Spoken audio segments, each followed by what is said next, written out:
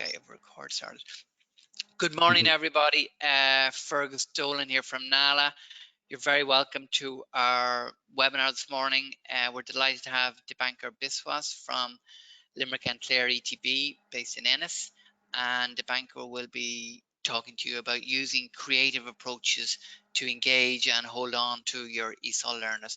So I'm going to mute myself in a second and cut off my camera and be just Dipankar, but for anyone who's just logged in the last 2 or 3 minutes, just to explain the questions and answer session. So Dipankar will chat for 20-25 minutes, and then we'll have about 10 minutes questions and answers. So what we would like is that you put your questions into the questions box. So if you see on the right hand side of your screen, there's a toolbar. If you can't see that toolbar, press on the orange square with the white arrow in it, and that'll drop down your toolbar and go down to near the bottom of your toolbar. There's a questions option. Click on the questions option, or if you can't get it open, to the right of the questions option, there's a little box with an arrow pointing upwards. Click on that option. It'll open up the questions box into the center of your screen, and you write in your questions there for Dipankar. At the end of this conference, or this webinar, sorry, I'll forward on, sometime this afternoon, Dipankar's presentation, so you don't need to worry about that. And I'll also forward on this video recording of it if you've missed anything or want to look again at what he said. So over to you, Dipankar. All the best. Thank you very much, Fergus. Well, good morning, everyone. I hope you can hear me. Fergus said you could see me, but I can't see. Well, that's okay. So you're very welcome to this ESOL webinar, the title of which, as Fergus has already mentioned, is using creative approaches to engage and retail ESOL learners. I don't know if you can see me, or I can see myself in the middle of the screen, so I'm going to move that box to one side so it doesn't interfere with your viewing. Yes, they can see you, Dipankar, in the top of the screen, but about the main part of the screen, 3/4 of the screen, is your presentation, so it's okay like that. Okay. Okay, yeah. So I don't have to fiddle around with my no. camera box. Okay, right. Okay, so so my name is Dipankar Biswas, and I'm a tutor in the Limerick and Clare Education and Training Board. Most of my work is with families here, where I work in what used to be the Adult Basic Education Services, which is now Core Skills, and I work with families to promote family learning. I work with migrants and asylum seekers also, doing integration classes. I've also worked with the traveling community and the Roma community. My other work is that of a psychotherapist. So I've trained as a psychotherapist and a play therapist. And I work with children in schools, in family resource centers and other settings. I also offer counseling to adults through some of the mental health charities in Ireland, especially in Clare and Limerick. I'm based in Clare, in Ennis. So I'd like to thank Fergus, first of all, for inviting me to make this presentation and the opportunity to connect with all of you. Fergus said to me when we were doing this that, and even now he said that you can all see me, but I can't see you. He said it should be nice that people know who is talking to them. There is some very valid science behind this reasoning. So it's the human need for sorry, there was a notification on my computer. You can ignore that. Yeah, so it's the need for connection and relationship, which we shall see is very pertinent to teacher-learner interaction, which is kind of the topic of our presentation. So this presentation will hopefully give you a better understanding of the underlying reasons and the explanations for adopting teaching methods that are most effective in reaching out to and connecting with our learners. I hope I'm not going too fast. Please, I won't know because I can't read your comments, but you could let Fergus know if I'm clear or if there's anything you want to comment on my presentation. So I'll know. I'll hear from him. So far, it's coming across really clearly, Dipankar, and so I don't think there's any problem. People are saying they can hear perfectly. Perfect. Okay, I'll just try to slow down a small bit because I think I tend to go a little fast.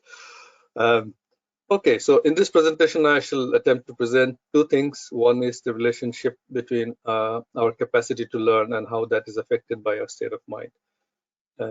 And then secondly, to discuss how creative approaches can help overcome barriers to learner engagement so that they can engage in a more fruitful learning experience. So I shall move on to the next slide. Sorry. Okay, so let's start with the hardware for learning, which is the human brain. So this is a model of a typical human brain, and it shows the three main parts of the brain. Firstly, you'll see the big cerebrum, which is the most recent part of the brain. So as in terms of evolution, it has developed most recently. And this is where most of the conscious and executive functions take place. All or sensory, like vision and hearing and thinking, reasoning, rationalizing, understanding, and all that. Then you'll see the cerebellum, which is a smaller part under the big cerebrum, and this part of the brain is where the unconscious functions like balance and coordination, attention, rhythm, proprioception, and such functions are governed by that. And finally, at the very bottom is the brainstem. So this is the most primitive part of the brain, and this controls a lot of the automatic functions that keep us alive, like heartbeat and breathing and digestion, swallowing, etc. Why I'm giving you a picture of this is so the important thing here to know is that all these stimuli, the internal bodily stimuli or the external sensory stimuli that is received by the brain, is processed in a bottom-up manner. So it means that what that means is that the primitive parts of the brain, which is built and geared for keeping the human organism alive, these get to receive the stimulus first and process it before it goes into the thinking or the more reasoning part of the brain, which is the neocortex or the upper brain. So the thinking part of the brain receives the stimulus after the lower parts of the brain or the primitive brain has already produced an emotional response to a stimulus. So I'd like you to keep that in mind while you look at this brain structure. So this is better explained in another model of the brain, which I shall come to shortly. So this is more hardware information. So this is a neuron, which is a brain cell. These are specialized to connect to each other, as you can see from the hundreds of branches that come out of the cells. And these branches connect to each other to form pathways and networks of learning in the brain. And this is how they connect. As you can see on the top left, there are two neurons that are connecting to each other through dendrites, which are the arm-like extensions that you see. And you can see an electric signal passing from the one on the left to the other on the right. Now, brain connections are these cells, they connect to each other, and the more connections there are, the better the brain functions. But these connections are all user dependent. So the connections that are used more often are strengthened, and the connections that are not used over time disappear. So you can see in the picture on the bottom that as babies grow, the number of connections in the neurons in the brain increases, and there's a massive connection or network of neurons at 2 years of age. But then you'll notice at 6 years of age, a lot of these connections have disappeared because the pathways or the information that those connections store, which were not used by a 6-year-old when they were 2-year-old, have disappeared. So they've been pruned. It's also called synaptic pruning. So this is what happens to us. We either use our brains, so the connections remain, or we don't use them and we lose it. So it's a use it or lose it scenario. This is the Triune model of the brain, which I was talking about earlier. So this is another model of brain function. And this proposes a hierarchy of brain structure and function that explains how humans behave or human behavior. So this model also emphasizes the bottom-up processing of stimuli. So the lower parts of the brain takes precedence over the higher brain functions.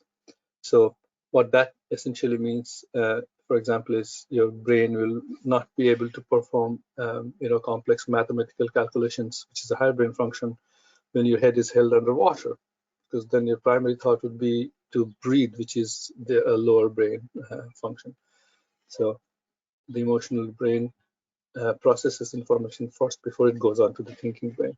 So why this is important, you'll see as we are talking about engaging with our learners, as what parts of the brains are active and present for learning. So normal brain development can be disrupted by traumatic stress. What is trauma? This trauma is a stress that is consistent and persists over a long time without any resolution.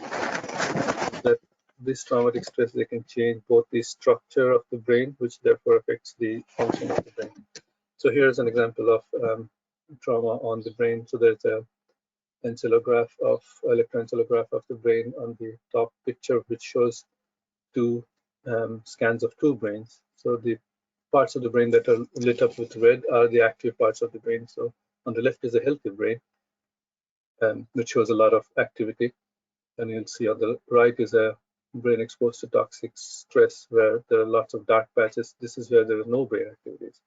So toxic stress can actually impair the ability to learn because of the part of the brain not being available or active for learning. And at the bottom right, you'll see how toxic stress can actually physically affect the growth of the brain. So this brain scan of 3-year-old children. The one on the left is a normal brain of a child that is whose brain has had a normal growth and development, and on the right is a child that has suffered extreme neglect. And as you can see, the size of the brain is 30% or 40% smaller in size than a normal brain. Excuse me. So, so the reduced brain size and reduced brain structure leads to reduced brain function. So the capacity is reduced in all ways. So these are some of the typical attributes of people who have suffered from traumatic stress. So they have very poor relationship skills, emotional regulation, or the ability to empathize. Their cognitive abilities are reduced. They have very poor organization, storage, and recall of new information in their brain.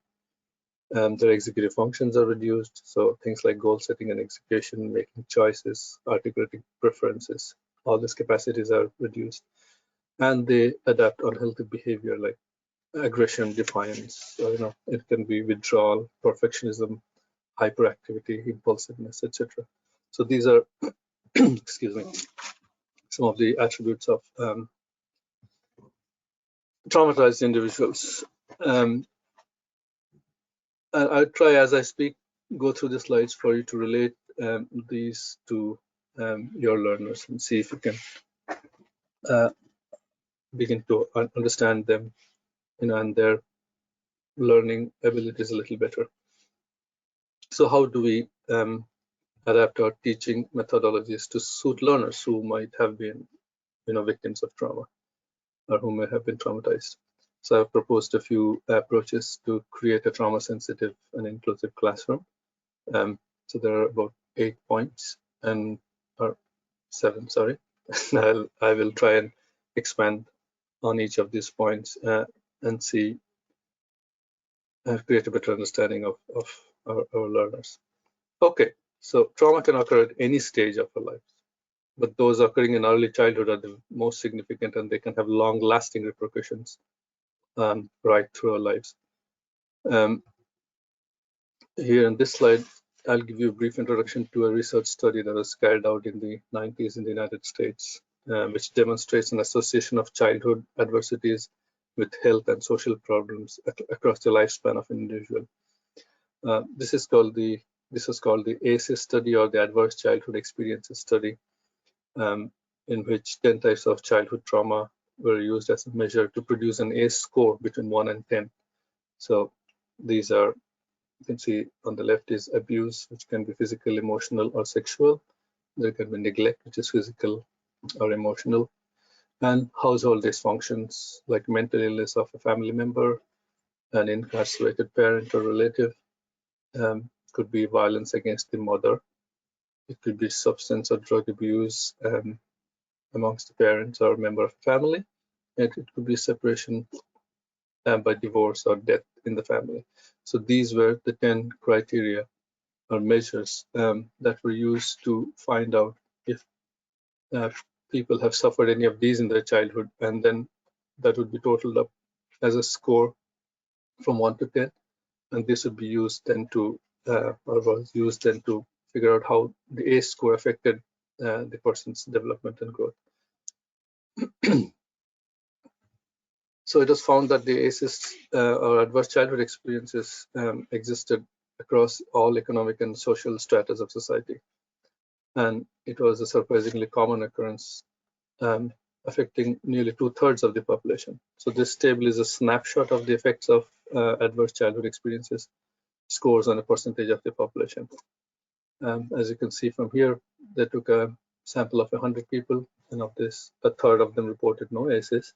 So you can see the behaviors of these such people with no ACEs in their lives, and these are some of the things that 1 in 16 of them smoked, and 1 in 69 of them were alcoholic, 1 in nearly 500 were used or misused drugs, and 1 in 15 or 14 had heart disease, and 1 in about 100 attempted suicide when there was no ACEs in their or ACE scores or adverse childhood experience in their lives, whereas half of the population reported about 1 to 3 ACEs. And with 3 ACEs, as you can see, there's a dramatic increase in these harmful behaviors and maladaptive behaviors of people. So 1 in 9 of them smoke, 1 in 9 of such people were alcoholics, 1 in 43 misused drugs, and 1 in 7 had heart disease. So this is half the number of the people with no ACEs, and 1 in 10 of them attempted suicide at some point in their lives.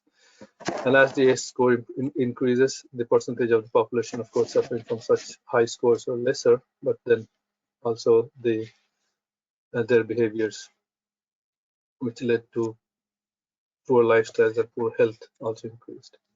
So this is just a snapshot. So this ACE study has now been adapted and applied in lots of different countries across the globe. So in Europe, this study was done also replicated in the UK, in Norway, in Romania, Czech Republic, and a few other countries, and then across the globe in China, Canada, Jordan, Philippines, and a few other countries to gain an understanding of public health and its relation to childhood abuses or adverse experiences. So this is on the slide to show how an adverse childhood experience score affects the development, health, and well-being of human or trauma sufferers throughout the lifespans. So at the very bottom is at conception, you can see when the adverse experiences are suffered, this leads to disrupted brain development, which leads to impaired brain function, and this causes cognitive, emotional, and social impairment in the sufferer, which then leads to these individuals being susceptible to high-risk behaviors like addiction, criminality, delinquency, etc. This then leads to social problems. It causes mental health problems, disabilities. It makes them suffer from diseases, which significantly shortens their lifespans. And in very severe cases of individuals with high scores, the lifespan is reduced by as much as 30%, which is quite high. So this trajectory of maladaptive behaviors can result in consequential ill health, which changes the gene structure, actually. So it causes changes in the epigenes in the genome. Therefore, then is transmitted or can be transmitted into the next generation. So perpetuating the trauma cycle of ACEs. Okay, so that's all a bit depressing, but this is what could have happened to some of our learners, and you don't know, as they're quite common. The adverse childhood experiences are quite common in the population. We don't know what percentage of population suffer from this and to what level. So what do we do? So one of the greatest antidotes for adverse experiences in childhood is a positive, caring, and nurturing relationship. So that has been shown through research to overcome a lot of the bad or the negative impacts of the effects of ACEs. Which is why this slide, the nurturing positive relationships, is very important for us. So I know there is only 6 in here, but there are lots of other ways in which we can build positive relationship with our learners. So get to know your students and accept them for who they are. So be the teacher that defends the students and stands up for them. Setting high expectations of students by recognizing their potential is also on the way to reach out and connect with our students or learners. Being empathic and teaching empathy. So this by providing a safe environment where everybody's voice is heard is on the way to connect with them. So be positive and energetic. That's creating yourself like as a magnet which draws other people to connect with you. So to be passionate about what you do. Build trust. So you can build trust by being vulnerable and taking risks with your learners. So they learn to do the same. And be yourself.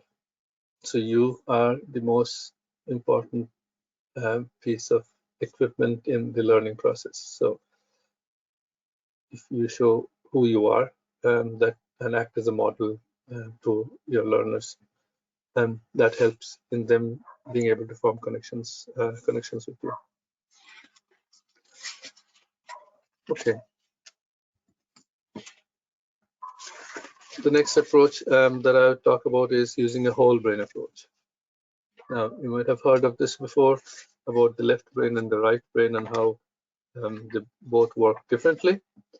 So as you can see from this slide or picture here, the left brain is more logical in contrast to the right brain. They function a little differently. So our brain is divided into left and the right hemispheres, and both the hemispheres receive all the stimulus from the environment, and they make us react to that stimulus, but they process the information slightly differently. So the left brain is more logical in processing that information, whereas the right brain is more creative. So the left brain is it's analytical, it analyzes the situation, whereas the right brain uses imagination to figure out what's happening. The left brain is linear and it sequences the information as it comes in, whereas the right brain is more holistic and takes in the whole picture and uses intuition. The left brain uses numbers, languages, and facts to understand the stimulus that it receives, whereas the right brain uses motor skills or arts and rhythm and non-verbal feelings to understand or read the stimulus coming in from the environment. The left brain thinks in words, the right brain visualizes what it sees and visualizes the information. So the left brain is more computational, whereas the right brain is more day-driven. So the left and the right brain constantly communicates with each other through the middle structure called corpus callosum. It's a structure in the middle of the brain, and they communicate through each other. So they are constantly sharing information. But one hemisphere of the brain is slightly more dominant than the other hemisphere. Also, the left hemisphere of the brain, the left part of the brain, controls the actions of all the right side of our body, all the motor functions, and the right side of the brain controls all the motor functions of the left side of the body. So that's how the brain functions, and they share information between them. Each hemisphere then again dominates for periods of time over the other hemisphere. So we say some people are more left-brained than the others, so and some people are more right-brained, but we are actually both brained. It's just that one part of our brain dominates over the other part for some time. This is called hemispheric dominance. So it shifts about every 1.5 hours or 90 minutes. And you can actually notice which hemisphere is dominating right now by noticing which one of your nostril is more open. So if you check your nostrils, one of them breathes more freely than the other. So the one that is breathing freely indicates the side of the brain that is more receptive or dominating at the moment. So the left nostril is connected to the right brain and the right nostril is connected to the left brain. That's how the motor function works. So our state of mind and mood varies according to which nostril is most open. I won't go into the details of how that happens, but that's a good way to know. So how do we get both the hemispheres to work together, so we can make use of the different abilities of the two hemispheres to learn? So we can practice hemispheric integration, and it's simply done through movement. So movement is one of the most effective ways of integrating the left and the right hemisphere, because the right and the left and coordinated movement. So any exercise or movement that uses the midline of our body and that crosses over promotes the integration of the two hemispheres of the brain. So we could make use of this fact in making our lessons movement based, or if possible, engaging both the right and the left hemisphere by doing an activity that is both creative and has information in it. Yeah, okay. The next approach is using novel teaching methods. Why do we do that? So this aims to include activities that will encompass as many learning styles as possible. So there are various learning styles, as you know. People learn through the different kinds of learners, and actually we use all these learning styles, but some more than the others, and some people are more adept at using one particular learning style over the others. So there's verbal learning styles, which is when people use speech and words and writing to learn. There's oral, where people learn through sound and music. There's visual, where people learn through images and colors. There's logical and learning through logic and reason. There's social learning and solitary learning. There's physical learning, where both we learn by touching and holding with our hands and bodies. So when we deliver our learning through some methods that include as many of these styles as possible, the learning is most effective. And this can be seen in this slide, which shows that kinesthetic learning, which is learning through touch and movement and doing, is used by 50% of all learners. 40% of learning happens visually. 10% of learning is oral or through hearing. But 80% of our teaching is done through lecturing, which is mostly talking, and we manage to reach out most effectively to a small percentage, which is 10% of the learners. So all students, or every student, 100% of students benefit when they encounter learning, which happens in multiple forms. Just to keep in mind, to be conscious of this. I'm sure we do a lot of this already, just to be conscious that this is what is the impact on our learners. Okay. Creating learning environments that promote resilience. So resilience it can be defined as the capacity or the psychological strength to cope with stress and hardships, and bounce back from that stronger. Why is resilience important in learning? If not, it has an indirect relationship to the ability of a learner to learn. Resilient learners, they can overcome their own personal adversities. So therefore, their brains and they are more present for our teaching. And such learners are more present for the learning experience. Whereas traumatized learners are less present because they've not been able, the trauma is dominating their life and they're not able to overcome that easily. So this we can, in our classrooms, through our behaviors and our interaction, our relationship with the student, we can have active, we can do things in a way that promotes resilience. So if we engage students in learning that makes them feel optimistic, like fostering feelings of optimism at the top, so they feel encouraged and hopeful. We can foster feelings of competency in our learners and making them really feel successful. We can foster healthy relationship by talking about, showing them about healthy boundaries.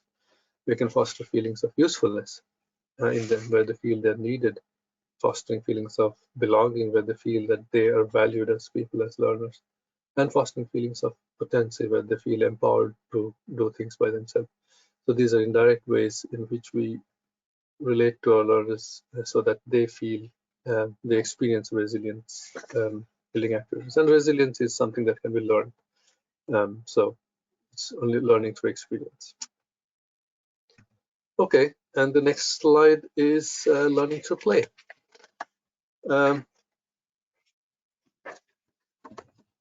This is playful teaching methodology. How this helps. The play is really powerful. It promotes development of emotional skills, social skills. It promotes curiosity and exploration. It promotes creativity, imagination. It actually helps people to problem solve. It helps build an image of the self, and which can then lead to building of confidence, and it also helps to build resilience. So what play does really is it primes the brain for learning. So research has shown that when we do something playfully, more parts of our brains are active, and therefore they are available for taking in the information. And so the learning is more wholesome and more complete. And recall is also better then. So I'll show you a slide of a scan. Yeah, that was done. This was a test done where on the left you see the brain scan of an individual that had 20 minutes of aerobic activity or exercise or play or movement, and the red parts of the brain are the active parts of the brain. And on the right is a brain scan of a person who is sedentary without any activity, and the brain is less active. So the more active parts of the brain means that all those neurons of the brain cells, those parts of the brains are all fired up, and they're ready to form connections, which is what learning is. So creating learning pathways. So if you can, in our learning, present things playfully, that sparks more parts of our brain, so more brain cells are available to form connections, which forms learning pathways, the better it is. So whatever we are already doing, do it in a playful manner, and that you get to achieve this. Okay, and finally, self-care. So you can care, or we can care.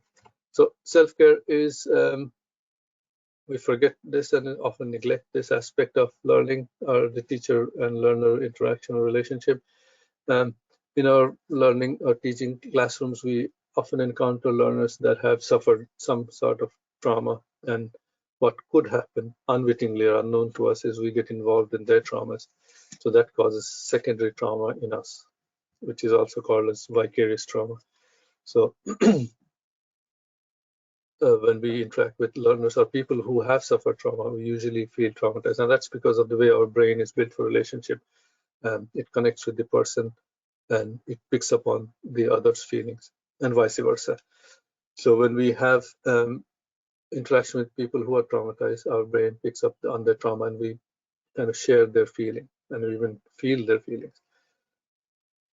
In a teacher-learner environment, this can be prevented by, or it can be minimized by having healthy boundaries wherein we keep the trauma or the negative effects of the life adversities of the learners out of our, not be affected by them. To be able to do that, we have to mind ourselves also. So there's prepare a self-care inventory, including the elements that's there on the right that suits your needs. And these are some of the areas of self-care: physical, emotional, social, spiritual, personal, space, financial, and work self-care. So when we take care of our own mental health and well-being, we are more present for our learners, and then we present ourselves as more grounded and more available for them, and we model a brain state which is open for learning, and that then is also picked up by the learner, because of, again, it's the opposite of vicarious trauma. Okay, so that kind of brings us to the end of our presentation. Thank you all for being so patient and listening in to me. If you have any questions, you can ask them, like Fergus said, on the chat form, and he will send them on to me, and I'll try my best to answer them. So I'll leave